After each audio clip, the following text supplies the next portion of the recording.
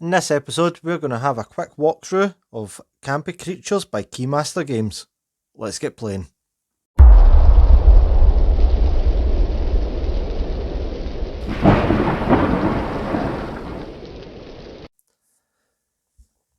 Campy Creatures is a game for 2 to 5 players, will last between 20 to 30 minutes, and every player gets a deck, Clash Meter token, and eye token.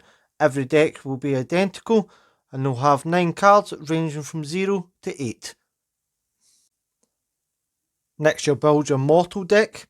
Now, regardless of how many players there is, all the base mortal cards go into that deck. You'll then select a number of cards from a number of different sets from your classic, your teenager, and your engineers, depending on how many players. After that, you'll then select a number of assistants to go in with that deck, and that will make up your mortal deck. This is all broken down in the rulebook, and I'll give you a quick look at that.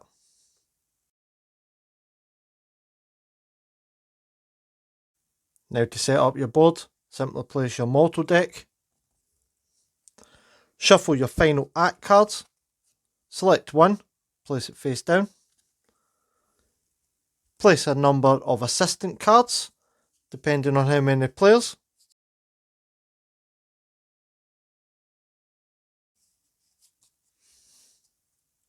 Shuffle your location deck, select one, again a number of assistant cards, and then select another location deck and place it face up. Then place all your eye tokens on 0. Decide who was last to see a creature feature. They'll go to the top of the Clashometer with the Clashometer token. Everybody else clockwise around that. And then we're ready to play. At the start of each turn, draw an equal number of mortal cards to the amount of players that are playing, and this is where your points come from. Each player will place a creature card of their choosing face down. Once everybody's ready, you'll then flip them. Now each player has revealed a card. We can now determine who goes first. We do this following a couple of steps. Firstly, find all the cards with the one red dot, as these cards' abilities will activate first. If there is a tie, then the person with the highest scoring card, or the highest power card, would activate first. If this is also tied, we then refer back to the Clashometer again. In this case, there is only one card with the one red dot, and it's the mummy, who states, catch her immediately if the Kaijo is in play. The Kaijo is in play, so that mummy would go first, capturing a mortal. We then look at the power on the cards. Person with the highest powered card will generally always go first. So in this case, the Kaijo will go. We'll then go with the Invader. He has a 2-pip ability, and his ability will activate as he captures a mortal. And it reads, capture 2 mortals if possible. So at this stage, he would then capture the last 2 mortals, leaving the Invisible Man unable to capture any. But his ability would also kick in at this stage, as he also has a 2-pip, and it reads, you may discard one of your captured creatures.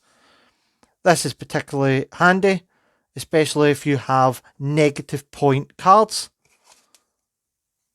such as the Diver at -1.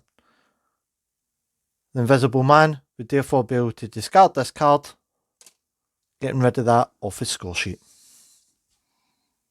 In the event of a tie, we refer back to the Clashometer. All clashes are settled via the Clashometer. Whoever's token is highest is the winner of that clash. Regardless of how many clashes have happened this turn, the first person who has won a clash and claims their mortal removes their token at the end of that turn, places it to the bottom, and everyone else moves up. Keep in mind not all mortals are positive numbers. Engineers odds will be -2 per card. An even amount will be +3 per card. Teenagers, person with the most gets 7, person with the second most gets 4th.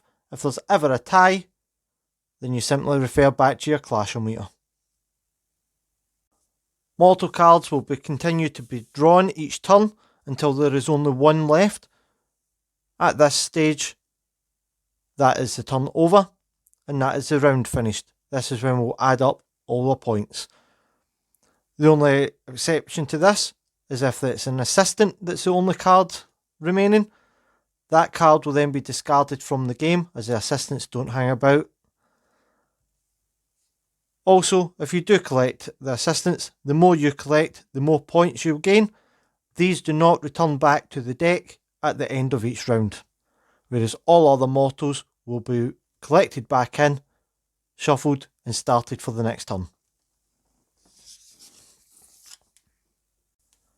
After determining how many points you've gained from your mortals, simply move your eye tokens to the relevant number on the board to keep track of who scored what. Then add up all the little house symbols on the cards. The person with the most wins that location card. They'll then take that and keep that card for the next round. The mortal cards that are in that pile will then go into the mortal deck and get shuffled with the rest, and you'll flip the next location card, ready to start round 2. If you're looking for a little bit more excitement in a challenge, you can always remove the Invisible Man, power 2 from all decks, and replace it with the power 2, the Demigorgon. Or for even more fun and entertainment, pick up the Campy Creatures expansion and add in any of the new characters, mortals or locations. Just simply swap like for like card with your creatures, mix in your mortals and mix in your locations. Hope you have enjoyed this video.